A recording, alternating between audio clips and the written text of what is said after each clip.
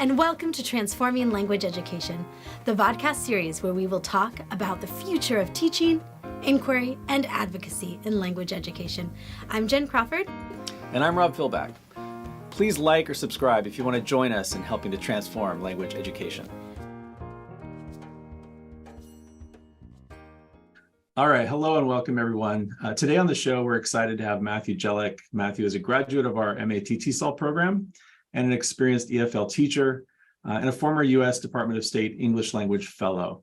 He's taught for a number of years in the U.S. and he's got 13 years of teaching experience as an EFL teacher in 3 different international contexts. And we're excited to talk with him today. This is part 1 of a 3-part series.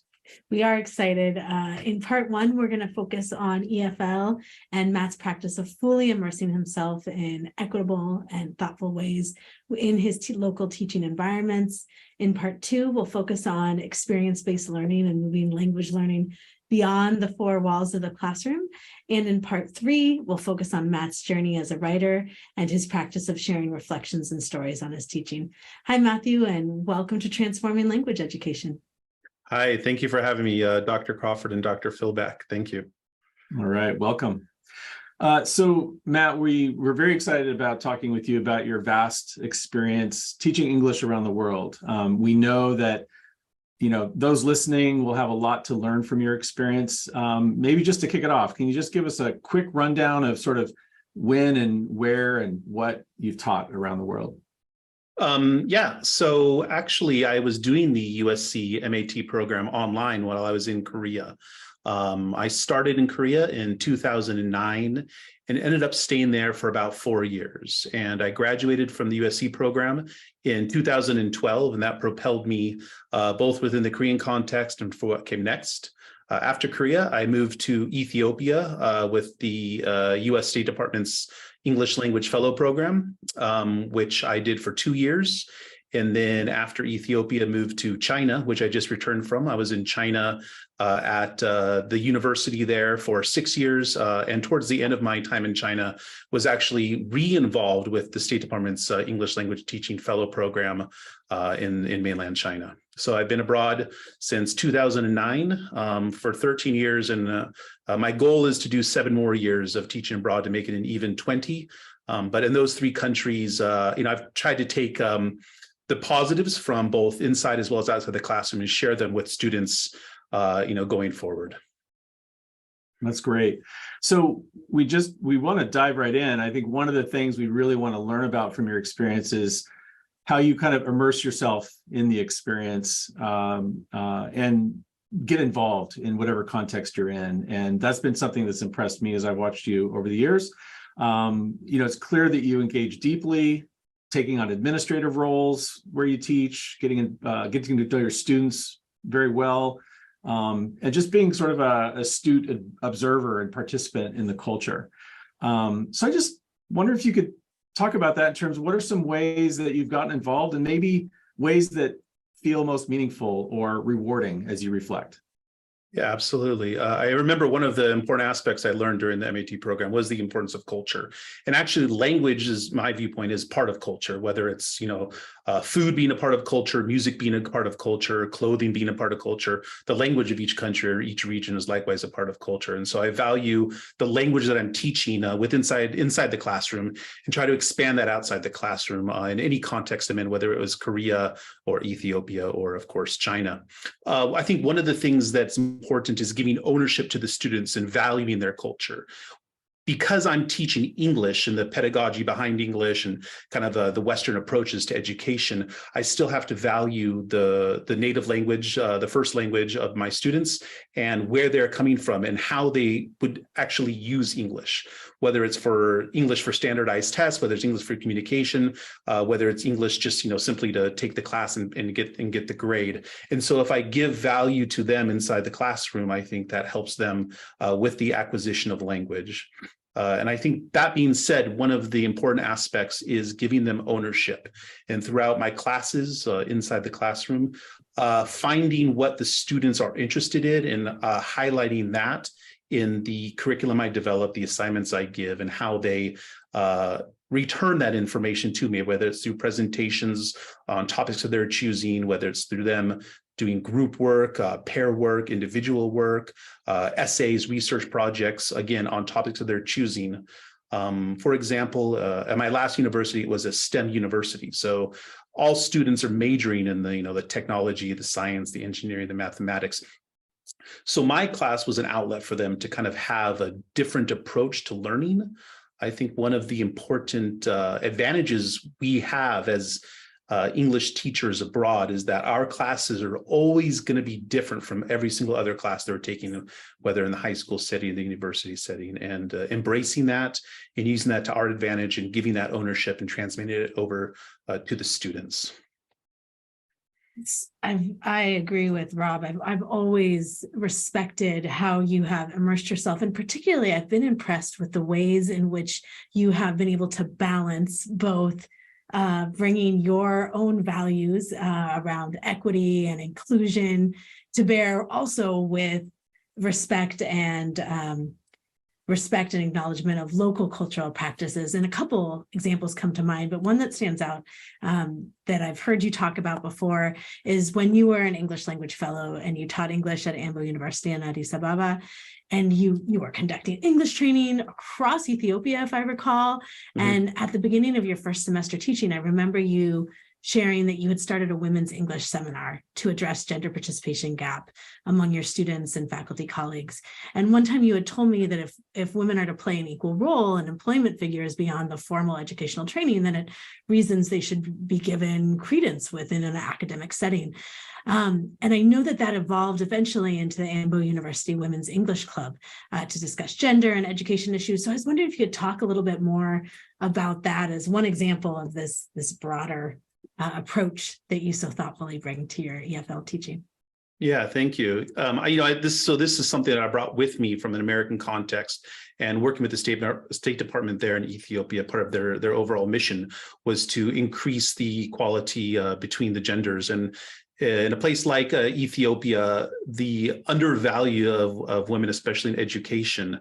And so I highlighted that and used that as an opportunity and a catalyst to give opportunities to these women students outside the classroom and give them empowerment inside the classroom. And so I remember starting this women's club at the university and kind of beginning it myself, but again, like I said, passing over that ownership to the students. And we took it beyond, even though I was teaching English, we took it beyond that. And so we used to go to art exhibitions. And as a matter of fact, we went to the Africa Union to hear Obama give a presentation there, and just to give the power to those women so that when they go back inside the classroom, they have that acknowledgement that they are somebody and, beyond what they may be attributed. In Ethiopia, it's interesting. They assign majors based on gender. So a lot of my students, the women students, were assigned to be elementary school teachers, and not by their choice. And so I said, how can we empower them so that they can, if they're going to be teachers, how can they use some of the tools that I've learned and share with them to give empowerment to everybody inside the classroom? And I think taking these ideas, and again, in China, another example was the book club, finding shortcomings within the cultural educational context of the countries I'm in, and highlighting those and using those as catalysts, as strengths to build upon not just English language acquisition, but the empowerment through education and looking forward to their future.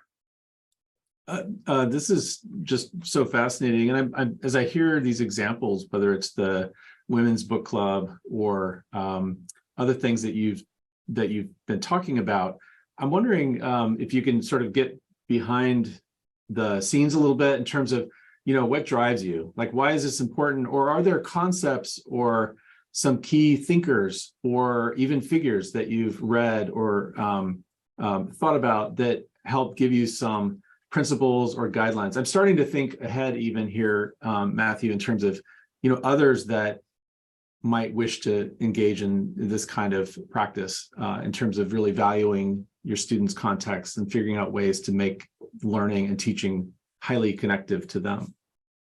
Yeah, again, so when I first started, I just viewed myself as an English teacher inside the classroom. But the further along I went in the career, and the more I understood the cultural context of any country, whether it was in Korea or Ethiopia or China, was that the language is one small part of the larger cultural context that I'm trying to get across to these students. The idea that they have a voice, the idea that they should be challenging, they should be asking questions, they should be kind of driving the discussion within the classroom. And if I'm just sitting there teaching them grammar or syntax or paragraph writing, I think that falls short. And although by definition I'm teaching them English, again, if we look at language as part of a culture, I think that's where we find the strength that moves beyond. And if we look at the classroom as a microcosm of the real world, and again, I think that's very important, because inside the classroom, we're not preparing them to go, write the next great American novel. I'm preparing them to use English in whatever context they will use as a strength,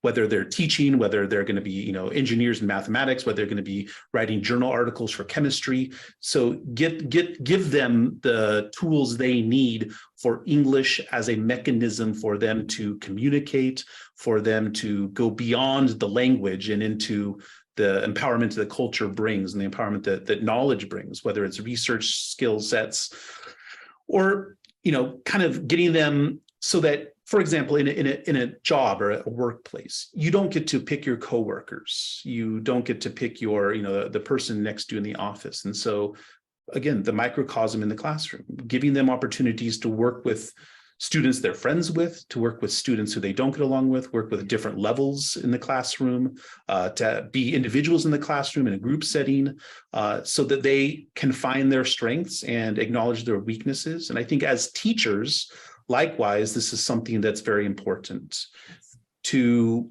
know what I'm good at and share that with my coworkers and understand my weaknesses and learn from my coworkers.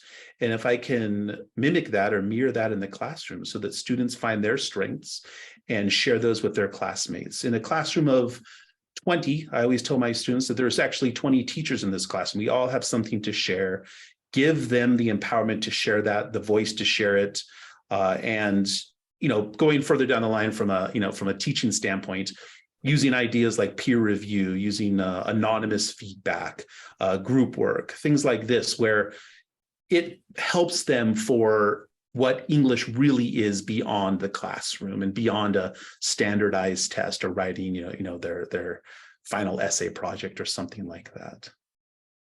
Great.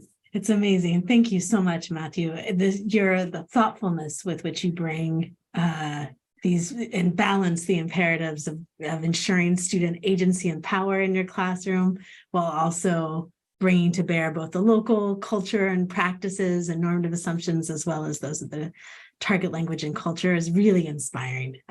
Really appreciate that. Thank you so much for sharing some of these amazing experiences.